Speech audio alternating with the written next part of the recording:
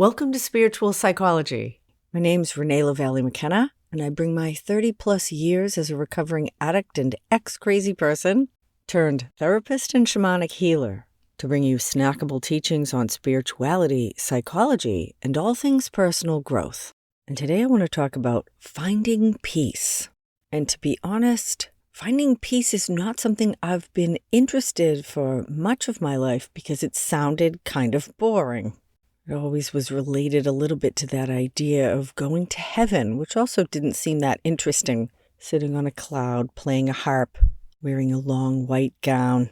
Early in my life, I kind of decided, I'm probably going to hell, but at least I'll be there with all the fun and interesting people.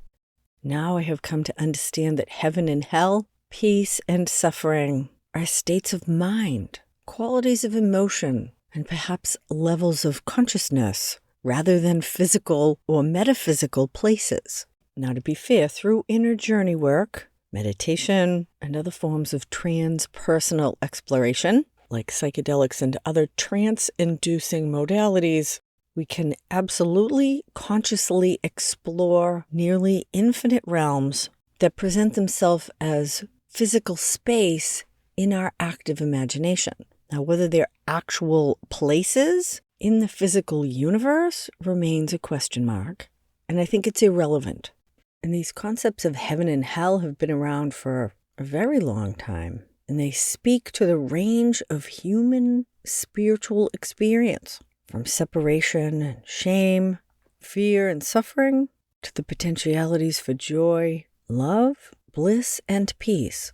And we can't talk about finding peace without considering what blocks us from peace, because many great sages and spiritual teachers tell us that peace is our natural state, and that in this lifetime, or perhaps through many lifetimes, our work or evolution is about letting go of that which blocks us from the joy, peace, and unity that are our birthright. It has become my belief, through studying many great spiritual traditions, and also some really interesting channeled material like the Law of One, that all of creation is absolutely headed back toward reunification with the Creator, and that in fact in the long run there's nothing we can do to stop that process, that the whole cosmic dance of all physical form is an expression of the divine having a relationship and a creative experience of itself. And that we are absolutely part of that on the deepest levels, we are tiny aspects of God having an experience, that the one field of unified consciousness could not have an experience until it split into duality, into different forms, and concealed its true identity from itself, so that it might rediscover itself and come back into unification. It's also my observation through my decades of work with clients and my even longer time in the field of addiction and recovery, not to mention my own hellish experiences, that the perception of separation is the root of all human suffering, but that this separation is actually an illusion, and that the path to peace, love, and connection is about outgrowing or shifting, expanding or evolving our misperceptions about reality and our place in it. And although that may sound theoretical and some people can just talk about it or understand the concepts, for me it has absolutely been experiential. And I've observed many times in others the same phenomenon of moving from a hellish place of addiction or shame or hopelessness into a place of acceptance, wisdom, and inner peace. Like I said, I wasn't that interested in peace, basically because I thought it would be boring. Having greater peace or stillness actually allows me the energy and the courage to do much more exciting things, to move into genuine creativity, risk-taking, and expansion than I was able to do when I was wrapped up in my addiction, my depression, my anxiety, or my codependency. And so this idea that peace is not a place that we get to, like heaven, but a state of mind is really important. And how we get to peace is not by escaping or medicating or blocking out the things that cause us agitation, fear, or resentment, we find peace by turning to face, dissolve, and transform those things that block our peace. And we can do that through good therapy, through working the 12 steps, through supervised meditative practice. And basically, I'm talking about what's commonly known as shadow work, getting honest with ourselves, growing in wisdom of what's really going on, stepping out of our patterned ways of thinking, of belief, of behavior that keep us stuck in suffering.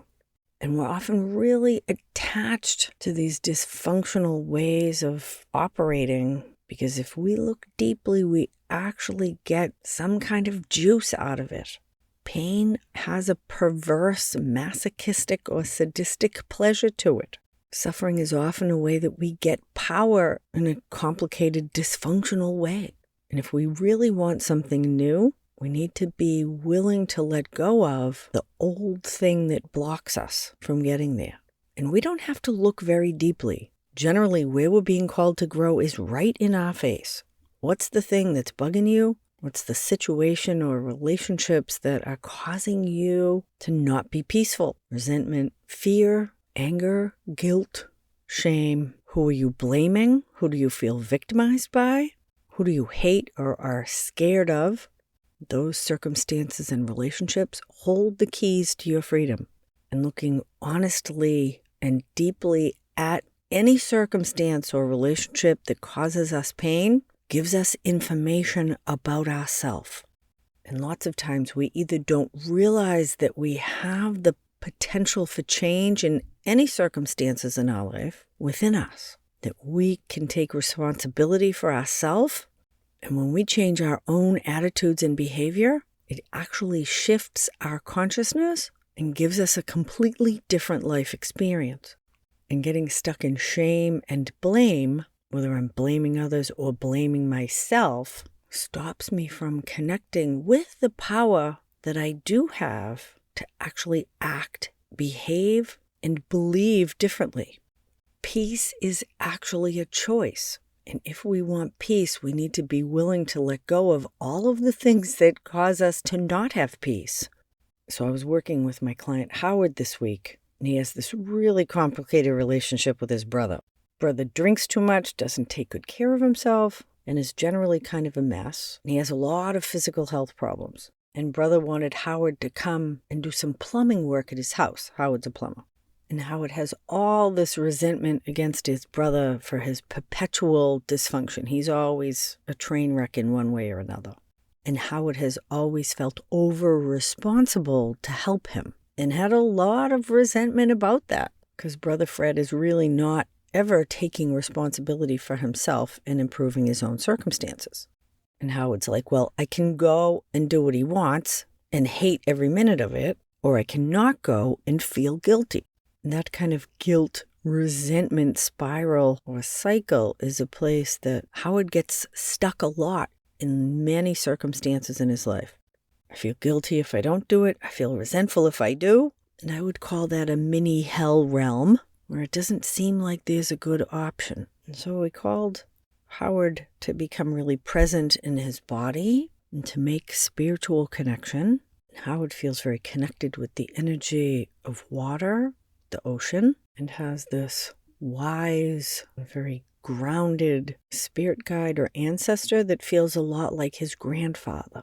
And taking a moment to turn inward, deeper within himself from this grounded place, and just make room for his feelings. And all this sadness came up about his brother.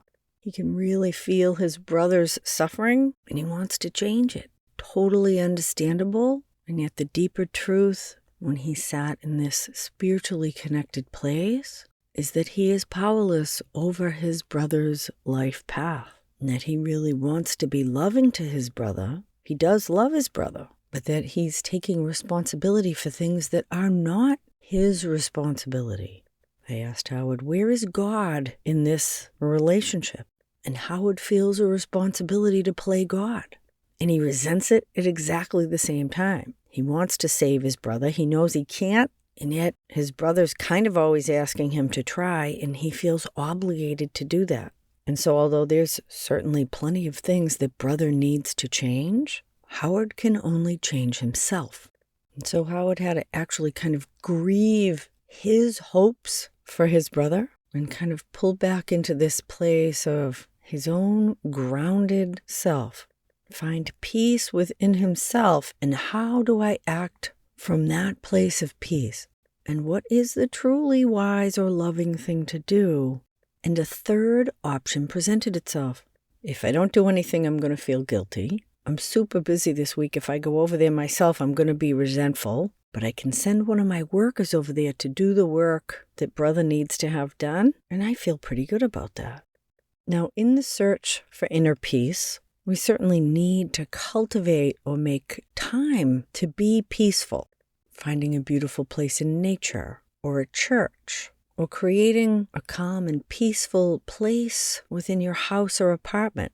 There might be a meditation center that you could visit, and spending 5, 10 minutes, 20 minutes, an hour on a regular basis.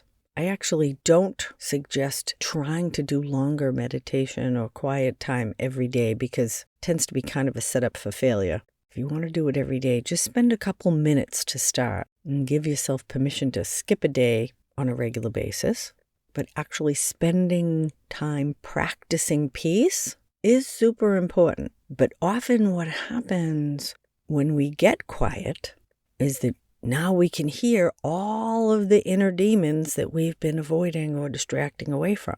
And that can actually be some of our unconscious resistance to making peaceful, quiet time.